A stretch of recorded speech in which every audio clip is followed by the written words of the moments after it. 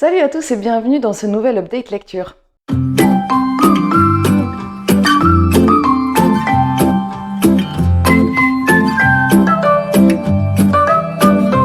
Alors aujourd'hui je vais vous présenter donc mes lectures que j'ai pu faire cette semaine, les lectures que j'ai pu faire cette semaine et mes lectures en cours. Puisque je n'ai pas prévu de lecture, enfin j'ai prévu des lectures... Non, j'ai pas prévu de lecture cette semaine, en plus de celles que j'ai en cours, parce que je veux me laisser la possibilité de venir piocher de venir piocher selon l'état dans lequel je serai dans mes deux piles à lire. Je commence tout de suite par les livres lus. Cette semaine, j'ai lu du graphique pas mal et j'ai lu un roman, je vais vous le présenter après. Je vais commencer juste par une lecture qui était un peu moins bonne que les autres, on va dire. Faut dire que les deux autres sont vraiment excellentes, je vais vous montrer après. Il s'agit d'abord du roman graphique Battu, de la bande dessinée Battu, de Lilian Coquillot et de Marine Level. C'est une bande dessinée que j'ai lue dans le cadre du Prix de la Mouette. Donc j'ai déjà lu 3 bandes dessinées. D'ailleurs, il y avait Le Jardin et je crois que l'autre c'était Rose et Dragon, ou je sais plus ce que c'était, mais j'avais pas trop aimé. J'avais beaucoup aimé Le Jardin, mais pas la deuxième. Donc là, on va sur une jeune femme qui doit retourner dans sa... Alors, on comprend pas très bien. Est-ce que c'est sa famille? Est-ce que c'est pas très clair, en fait.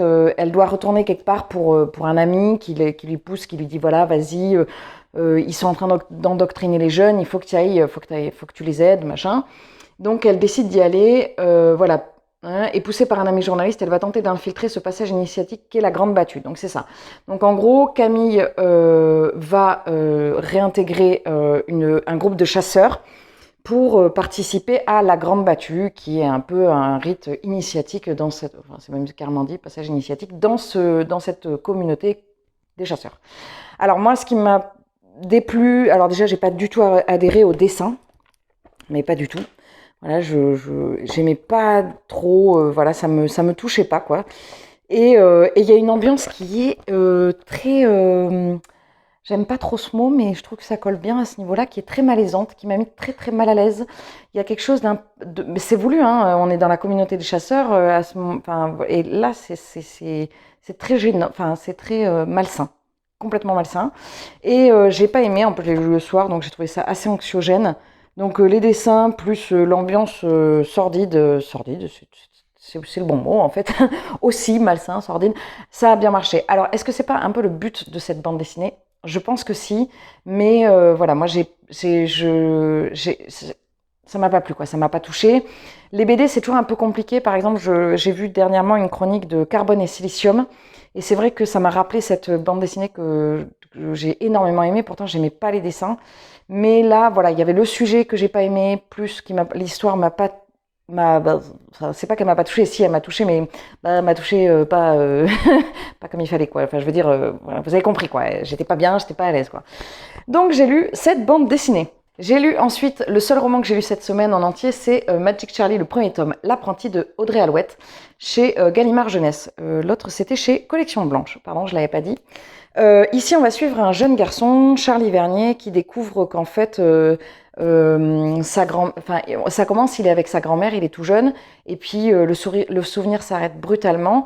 Ils sont en train de cuisiner, et le souvenir s'arrête brutalement, et après, on le retrouve quelques années plus tard, et sa grand-mère a disparu. Il vit avec sa mère, qui est proviseure dans un lycée, dans un collège ou lycée, je sais pas trop, c'est pas très... Il a 14 ans, ça doit être un collège. Et en fait, il découvre, alors je ne sais plus exactement comment, il découvre que y a un monde de magie qui s'ouvre à lui, un monde entre la magie et la sorcellerie, donc il s'appelle les magiciers, et Charlie va essayer d'en savoir un petit peu plus, et notamment pour pouvoir retrouver et peut-être aider sa grand-mère. Donc, quand j'ai lu le bouquin, quand je suis arrivée à peu près à la moitié du livre, je trouvais ça manquait un petit peu d'éléments. Je trouvais qu'on allait beaucoup vers la course, vers la fuite, vers l'avant, mais je trouvais que ça manquait d'éléments de l'extérieur, de ce contexte et tout ça. Et à un moment donné, on arrive dans un village où là, l'univers s'ouvre vraiment à nous. Et là, c'était une lecture extraordinaire. Audrey Alouette nous fait un portrait absolument fabuleux de cet univers que j'ai vraiment adoré. J'ai beaucoup aimé le personnage de Charlie, j'ai beaucoup aimé d'autres personnages qui sont plus ou moins humains. Notamment, il y avait un personnage qui n'était pas particulièrement humain, même pas du tout, que j'ai beaucoup apprécié. Je vous en dis pas plus, mais voilà, c'était vraiment un univers incroyable.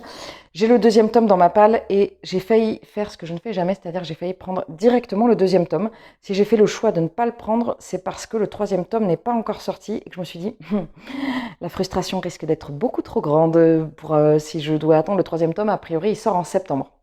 Donc, je pense que je lirai le deuxième tome cet été. Ce que j'ai beaucoup apprécié, bon, alors déjà, l'objet livre est magnifique et surtout, tous les éléments qu'on voit, tous, même l'écriture, tout a un sens dans le bouquin. Et ça, c'est pas toujours le cas. Donc j'ai trouvé ça extrêmement appréciable. Après, il y a aussi des petits dessins comme ça. À chaque chapitre, ils sont tous différents et ils sont vraiment super. Donc ils nous plongent encore plus dans l'univers. La plume d'Audrey Alouette est une plume que j'ai trouvée assez soutenue et très intéressante. On est sur du jeunesse, mais on est sur du jeunesse avec du bon niveau, du très bon niveau. Donc c'était vraiment très agréable à lire. La personne avec qui je l'ai lu en lecture commune a également énormément apprécié. Donc, si vous ne connaissez pas, je n'ai vu que des bons retours sur cette saga. Donc, si vous ne connaissez pas, ou alors si vous n'osez pas vous lancer dans de la fantaisie, je vous encourage à commencer par exemple par de la fantaisie jeunesse, et notamment par celui-ci, ou par, j'avais conseillé La Passe Miroir aussi, même si moi, j'ai moins aimé sur la fin la saga, ça reste quand même une très bonne saga. Et l'avantage des sagas jeunesse, c'est qu'on n'est pas complètement noyé par les noms et par les différentes tribus ou les différentes espèces vivantes qu'il peut y avoir dans les univers fantastiques qui des fois sont un petit peu, enfin pas étouffants, mais dans lesquels on se perd un petit peu. Donc cette lecture, c'est évidemment un coup de cœur. Donc j'attends de voir les 2 tomes suivants pour vraiment me prononcer sur la saga, mais vraiment extraordinaire ce livre. Ensuite, si vous avez suivi mon vlog, vous savez que je me suis fait happer par 2 romans graphiques que je me suis fait happer par les réseaux sociaux. J'ai lu, il est à l'envers, les 2 premiers tomes de Heartstopper de Alice Oseman, ou Osman, je ne sais pas, chez Hachette Romans, je pense que c'est Osman. On va suivre ici une romance entre 2 jeunes garçons au lycée, et en fait, ouais, c'est lycée-collège, c'est fin de collège, lycée, on va dire, c'est lycée. Et en fait, ce qui m'avait attirée dans cette saga, c'était le fait que on n'était pas dans quelque chose de... On était dans une romance assez simple, assez belle, en fait. C'est l'article que j'avais lu, c'était vraiment, on tombe pas dans le compliqué, les luttes, les machins.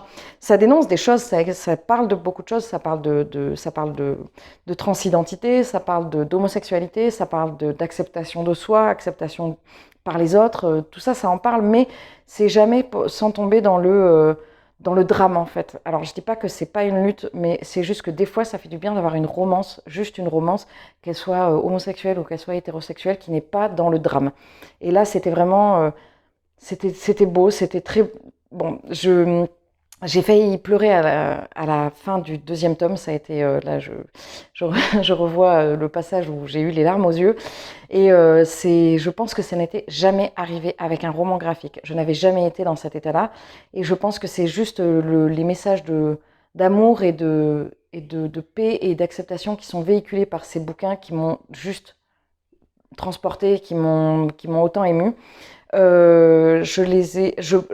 Alors, il y a plus que 2 tomes, mais j'en ai trouvé que 2 en bibli. Je vais vous montrer un petit peu. Les dessins, par exemple, c'est pas forcément le genre de dessin où j'aurais été attirée au premier abord, mais en fait, si. Voilà, ça m'a rappelé mon adolescence, ce type de dessin. Donc voilà, donc je vous invite à découvrir Heartstopper, cette saga. Je suis pas sûre de regarder la série Netflix, parce que en fait, la bande dessinée me satisfait. Par contre, du coup, je vais voir si je peux trouver d'autres tomes et je ne sais pas exactement combien il y a de tomes en tout dans cette saga. Donc si jamais vous avez l'information, n'hésitez pas à la mettre en commentaire. Au niveau de mes lectures en cours, je suis toujours sur Elantris de Brandon Sanderson, sur laquelle je suis hyper à la bourre. Je pense que j'ai au moins 4 jours de retard, quelque chose comme ça, puisque j'en suis au chapitre 7, donc on est le 9 pour moi.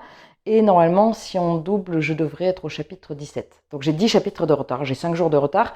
C'est pour ça également que je ne veux pas présenter de futures lectures, parce qu'une fois que j'aurai terminé celui que je suis en train de terminer, je me plongerai beaucoup plus dans Elantris pour pas prendre trop de retard, parce que vraiment l'univers me plaît énormément.